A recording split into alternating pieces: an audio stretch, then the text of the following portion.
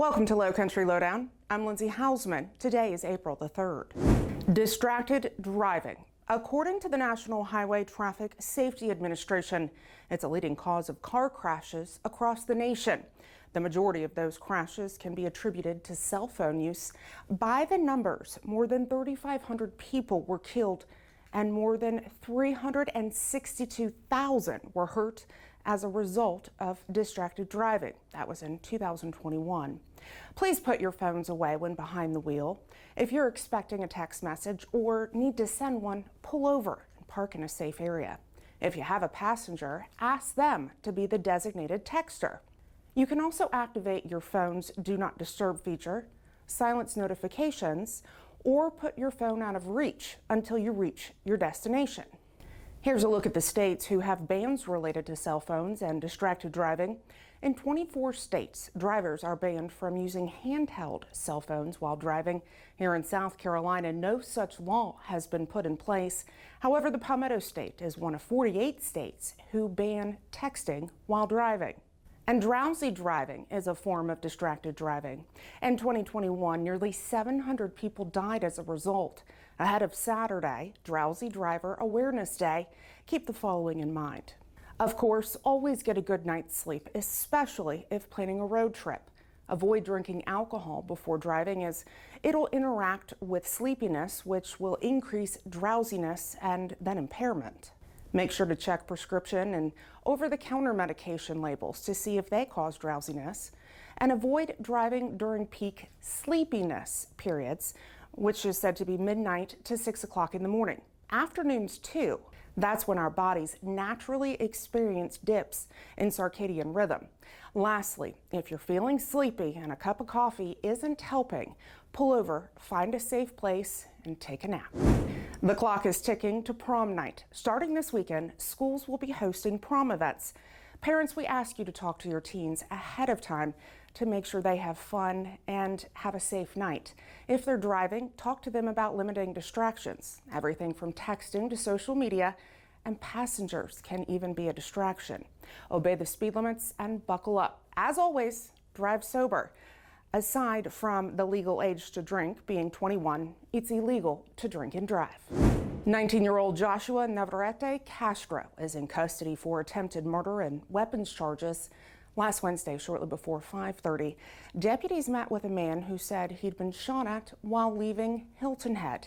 The victim said Navarrete Castro had been following behind him closely. There was a verbal exchange, and then he fired a shot at his car. A short time later, deputies located and arrested Navarrete Castro. The investigation into a shooting at Hilton Head Island's Caligny Beach continues. On Sunday night at about 11:30, 2 teens were shot, both non-life-threatening injuries. Investigators learned that there was a large party at the beach when those shots were fired. And then earlier Sunday night at about 6:30, deputies were called to Coastal Carolina Medical Center for the report of a teen with a gunshot wound. He'd been taken to the hospital by his parents. The teen appeared to have been shot a few days prior. Of course, anyone with information about either of these cases is asked to call Corporal Ray. You can do so at 843-255-3423 or Crime Stoppers of the Lowcountry at 843-554-1111 if wishing to remain anonymous. Hurricane season officially starts on June the 1st, but that doesn't mean it's not time to start preparing now. Members of our Emergency Management Division, well, they plan year-round.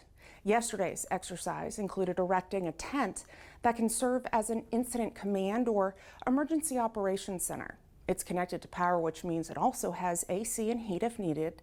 Ensuring equipment like this is properly working, as well as assessing additional needs, is critical for when a disaster does occur. If we had to evacuate and come back into the county and we didn't have any structures to have an office in, we could set this up and run an instant command. We could run an emergency operations center. You could sleep in it. We also have a shower unit. So these are things that we do every year to prepare for hurricane season. It's important to know that the equipment is working, that it's functional, and anytime we go for our major season of hurricane, we know that equipment is ready to be used and can be put up in a moment's notice, and the guys are trained to put it up. A large portion of the equipment tested and used during this exercise was paid for through grants, or we got it through the 1033 program. That program allows law enforcement to acquire military surplus. And a friendly reminder, start preparing now. Before you know it, the Atlantic hurricane season will be here. Congratulations to our newest graduates of our Citizens Police Academy. The spring session participants graduated last night. Our Citizens Police Academy is 9 weeks and it offers residents an in-depth look at what we do and the services that we offer the community.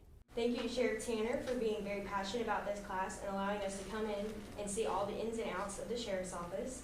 Please know that with the end of this class, I'm able to say I have learned so much.